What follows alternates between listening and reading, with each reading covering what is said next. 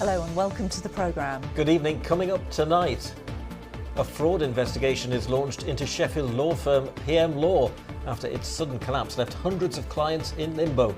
We'll have the latest. Also on the programme. Road rage as complaints about potholes to one West Yorkshire council double. And garages report rocketing repairs. Just how bad are our streets? The ultimate gift, the Doncaster man who owes his life to his wife after she donated her kidney on Valentine's Day. And Stag party. League One Mansfield wait to find out who they'll face next after knocking Premier League Burnley out of the FA Cup.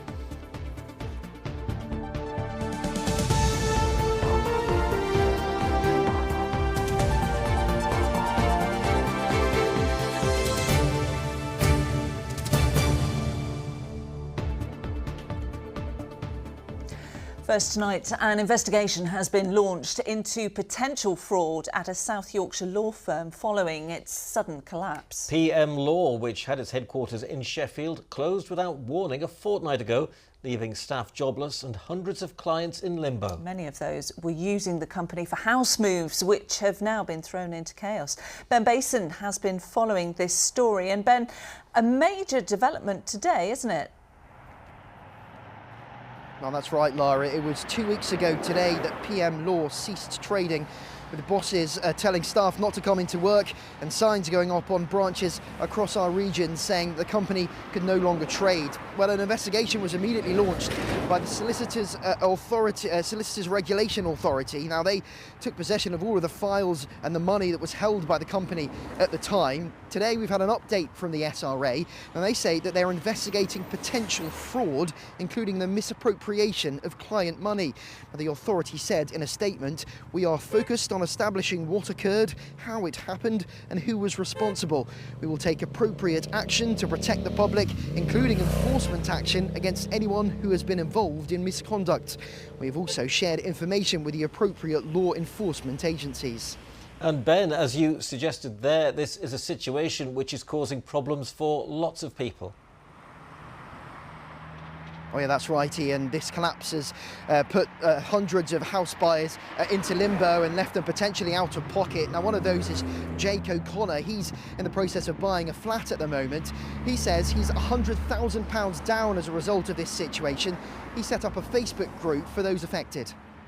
People are desperate because some people might have sold their homes and been made homeless, but they've not been able to move into their new home because that's not completed. Or some people were renting and they've agreed to end their letting and move, but their purchase hasn't completed. So it's quite a desperate situation for a lot of people. Well, it's worth saying the building behind me is also home to a number of other organisations which have absolutely nothing to do with this investigation. Meanwhile, the regulator says those affected by this closure can apply for compensation. It says it's moving as quickly as possible with its investigation into the potential wrongdoing, saying it's a complex picture and it's still establishing the facts. It goes without saying that we have tried to contact PM Law today, and all of their methods of getting in touch are currently down. OK, Ben Basin for us live in Sheffield. Thank you very much. Yes, and if you've been affected by this story and would like to share your story, let us know via email. It's calendar@itv.com. And you can also see more on this item online at itv.com/calendar. Now, they are a familiar scourge for motorists everywhere, potholes and ruts in our roads, which can cause thousands of pounds worth of damage and put road users at risk. Yes, well, after weeks of wet weather, one local authority in West Yorkshire says the problems they're causing are at record levels.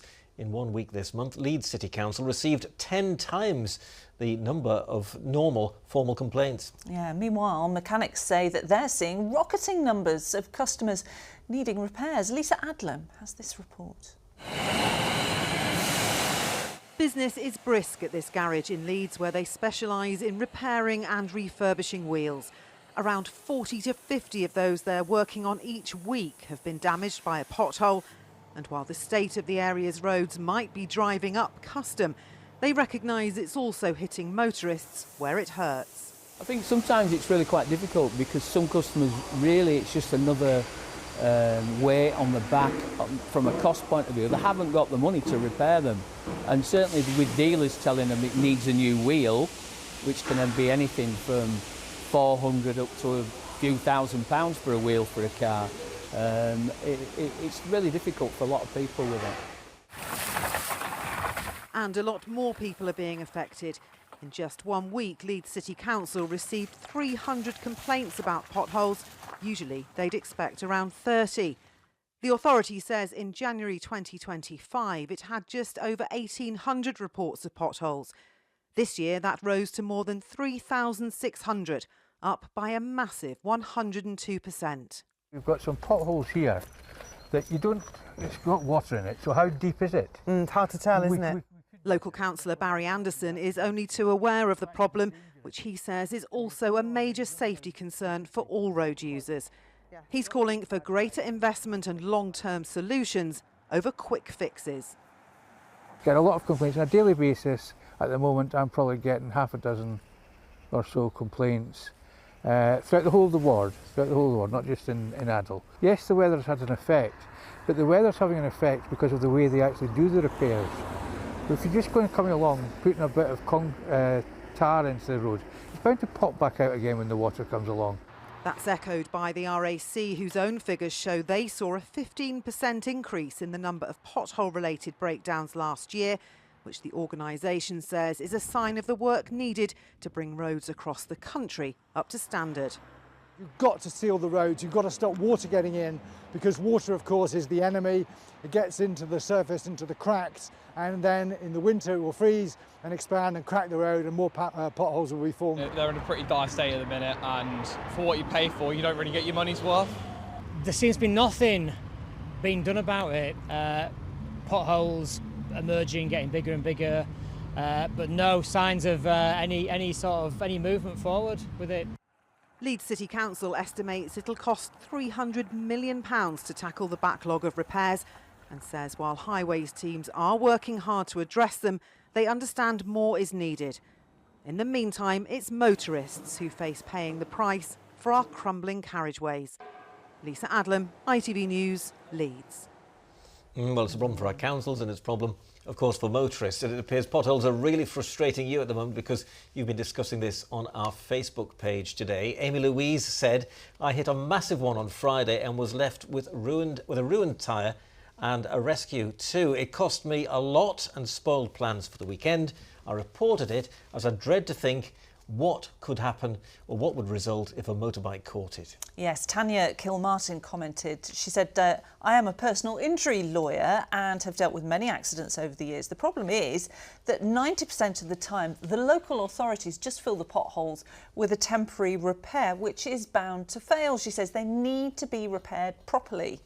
Diane Smith said the problem is worse because the weather is wetter. More rain than ever and freezing temperatures are playing havoc with the surface. The engineers need to come up with a better surface material solution. Yes, Steve Booker added, I bet the percentage of cars failing MOT has risen considerably in the last 10 years, and I bet most are failing on suspension, springs, tracking and tyre issues, he says. Yes, indeed. Thank you very much for all of those comments. We do love to hear from you. Remember, you can still join in the conversation and share your experience over on Facebook by searching for ITV Calendar. Yeah, still to come.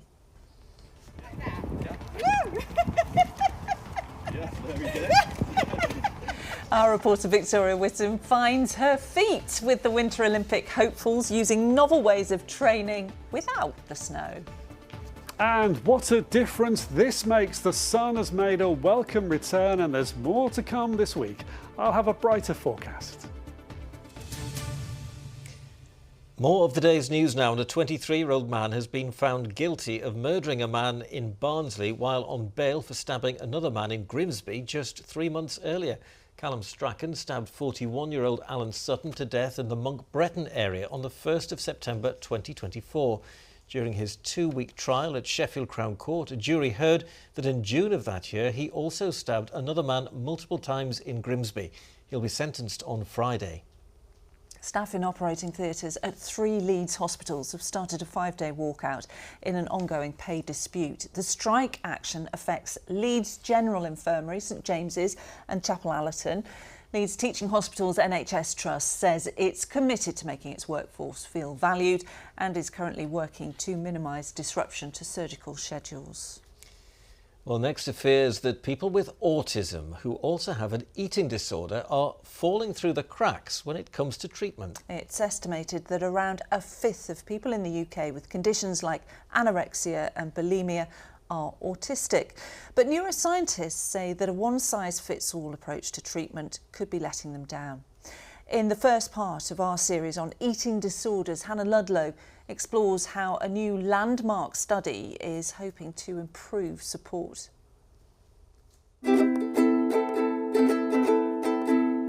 Student Tilly Wiggins has many passions. Playing the ukulele is one of them. But an eating disorder diagnosis at 16 stole those passions away. It changed who I was as a person. It took me from being my bright, bubbly and often really energetic self to somebody who didn't care about anything anymore. I became fixated on what I was eating, when I was eating and whether I was exercising enough. The reason for that fixation became clear when Tilly was diagnosed as autistic during treatment. Having the awareness that actually I am neurodiverse and there are reasons and ways that my brain works that's different from other people is a really important step, because the world is so big and so loud and so different for us that we often feel lost. We don't know where we want to go or what we want to do, so we try and find that control in something that is ultimately damaging. Research suggests that between 4 and 23% of people with eating disorders are autistic. Alexia Harrison is an eating disorder specialist based in Leeds. There are so many rituals around food. Often clients count down in their heads or need permission every time they need to eat something. I often get clients will send me a photo of what they've eaten and said, could you give me permission to eat this? Is this okay? Autistic people with a history of eating disorders are being invited to have their brains scanned as part of a landmark study.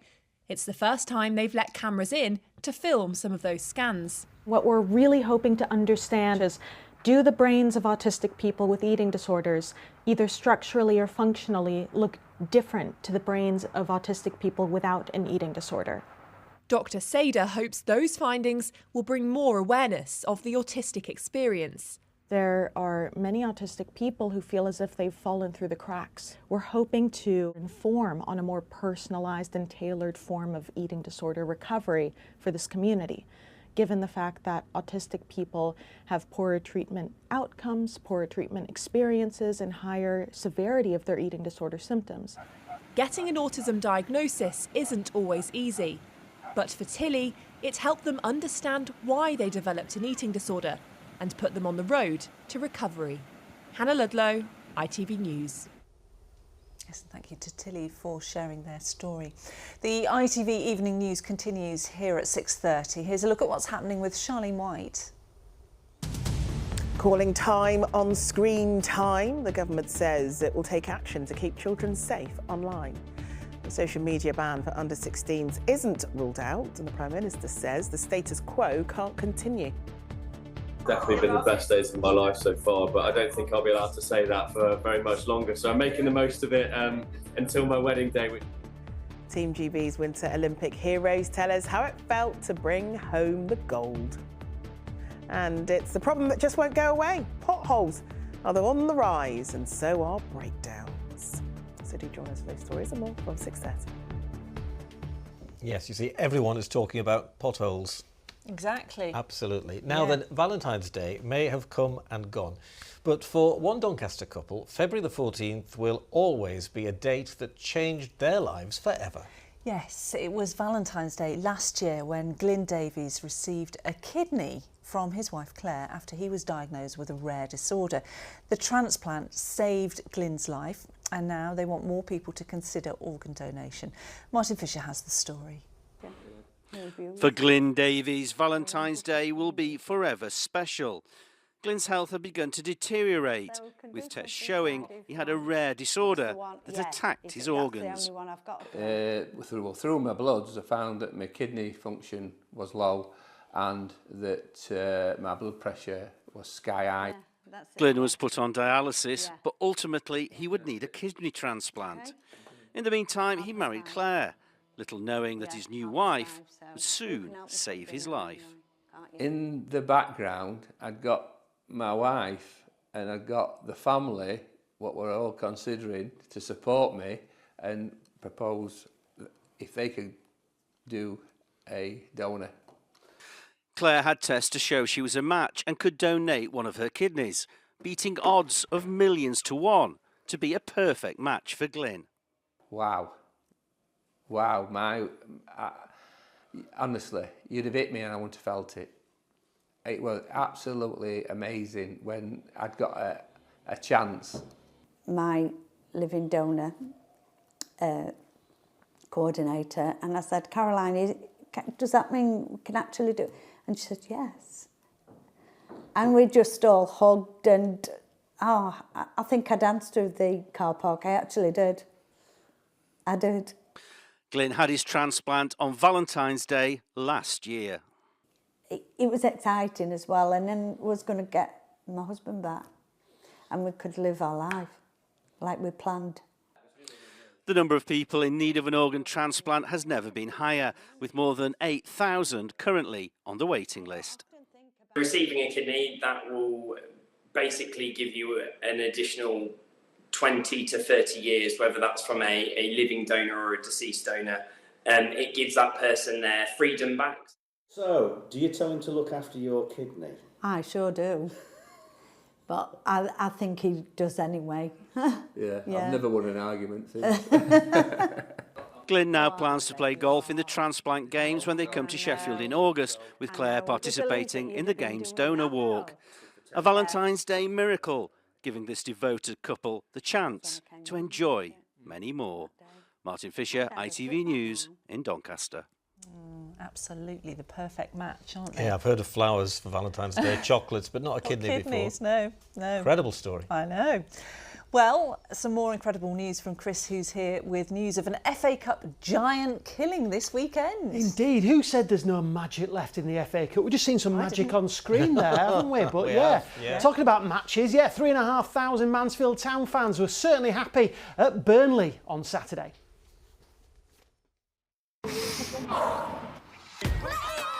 Powering local sport in the community. Octopus Energy sponsors ITV Regional Sports Report. Yes, Mansfield Town are through to the 5th round of the FA Cup for the first time since 1975. They'll find out their opponents in the next half an hour or so, but let's take a look at how they got there. Remember, the Stags had already beaten Sheffield United to set up Saturday's tie, but I'm sure many would have thought Premier League side Burnley was a step too far, and at half-time, that's how it seemed with the home side 1-0 up, but after the break, well, the Stags wiped that smile off Josh Laurent's face there. First up, Rhys Oates levelled the scores when he leaped highest in the box to head in, and then came the winner. Take a look at this. A wonderful free kick from Louis Reed, completing the perfect day for those travelling Mansfield fans. Attention now turns to who they want in the next round. You always just want one of the big teams away, don't you? Most of my family are Leeds fans, so Leeds away would be nice for me and for all my family. But I'm an Arsenal fan as well, so Arsenal away. But I think any of the big teams away, or even at home, just for the fans, just to get in and just to experience it as well. You know, it's over 50 years since Mansfield have reached the 5th round. So for many supporters, it's the first time in their lifetime they've seen their club in the 5th round of the FA Cup. So you know, whoever we get tonight, and I really couldn't care. You know, couldn't care less really. It's that we're there. We'll take whatever comes now, and I couldn't even tell you what would constitute a good draw. Is it Liverpool, Arsenal away? I don't know. A little lad afterwards said, you know, we want Man City away. I said, no, we really don't. Well, it could be Leeds because they joined Mansfield in the hat for the next round, but only just. The Whites went ahead at Birmingham yesterday through Lucas Nemecha, but the hosts equalised with a minute to go to send the game to extra time. With no goals in the added 30 minutes, it went to penalties, and when Birmingham missed 2 of theirs, it was left to Sean Longstaff to send Leeds through to round 5. Well, despite it being an FA Cup weekend, there were still a few games in the Football League. Sheffield United are now 6 points off the Championship playoff spots after a 90th minute winner from Andre Brooks at Portsmouth. Finally a goal for Sheffield Wednesday fans to cheer. Hooray, their first since Boxing Day, but the Owls still lost 2-1 at home to Millwall. Huddersfield lost at Stevenage, but Bradford were 2-0 winners over Peterborough at Valley Parade. Barnsley and Wimbledon shared 6 goals, the Tykes scoring 3 minutes from time to rescue a point there. And Lee Bonnis scored for Chesterfield and was then later sent off as the Spireites drew 1-1 with Harrogate, who moved off the bottom of League Two thanks to Tobias Brennan's late equaliser. Well, that's the football, Chris. Now let's just remind ourselves, because last week you were talking about York shocking the Super League champions Hull KR last week. So how did the other teams start the season? Yeah, not very well, Ian. Certainly not as good as York. Defeats for the other 5. Huddersfield at Catalan, Leeds at Lee, Wakefield at home to Toulouse, Castleford at home to Wigan, and Bradford, in their first Super League fixture for over 11 years, lost at Hull FC, but only just. The Bulls were leading with 10 minutes to go before a familiar name burst their bubble. Will Price, son of Leon Price, who won the Super League with Bradford, levelled the scores, then edged Hull FC ahead with this drop goal 3 minutes from time. Now, it was a pretty good weekend, wasn't it, for Team GB at the Winter Olympics? 3 gold medals and hopefully more to come. There won't be one from Harrogate's Axel Brown in the 2-man bobsleigh, though. Axel, who's representing Trinidad and Tobago, and his teammate are currently 25th out of 26 teams at the halfway stage. That concludes tomorrow. Meanwhile, Sheffield's Luke Digby has an outside chance of a medal after disappointment in the team event last week. Luke and his dance partner Anastasia Vapenlaw last night qualified in 13th place for tonight's figure skating pairs final. Now, 2 men with their eyes fixed on next Winter Olympics are Ethan Clark and Danny Hamilton, students at Leeds Beckett University. They're biathletes, and of course what we're missing here in Yorkshire is plenty of snow, isn't it? So Ethan and Danny train on roller skis. Our own Victoria Whittam's been to meet them and have a go herself. Come on, up. Your heartbeat of solid gold. It's an endurance winter sport combining cross-country skiing and rifle shooting. Biathlon originates from Scandinavian military training, and athletes make their way around a course, pausing to shoot targets, with missed shots resulting in penalty laps. All the army comes together and there's a competition against each other, but a few years ago they opened it up to the public, and that's when I took the opportunity. While Ethan found the sport on social media, for teammate Danny, who was born in the Czech Republic, biathlon is in the blood. It's a national sport over there. I've always watched on the telly all my life, and then 3 years ago I gave it a go on one of the trial days and fortunately got through, and here I am 3-4 years later competing, loving life.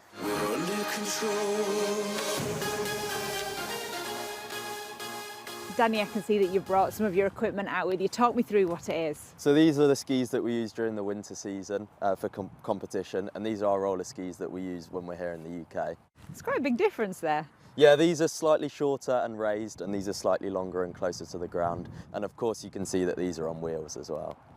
So tell me about your top speeds then. 60.8 kilometres an hour is my fastest speed this season. It is terrifying, but it's also fun at the same time. Cross-country skiing, it's a brutal sport. Going uphill, not just downhill, you're on flats, it's lots of different types of terrain. It is hard going downhill as well because the skis are so thin.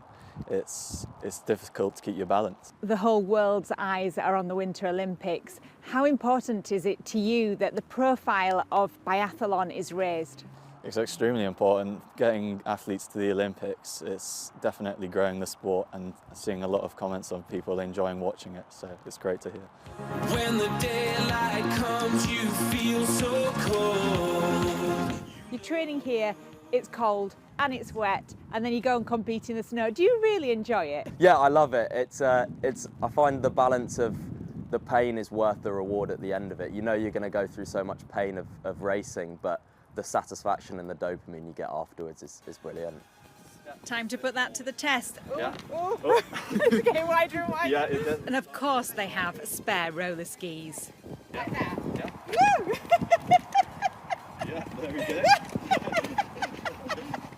Thank goodness I've got these two. I'm not making Team GB anytime soon.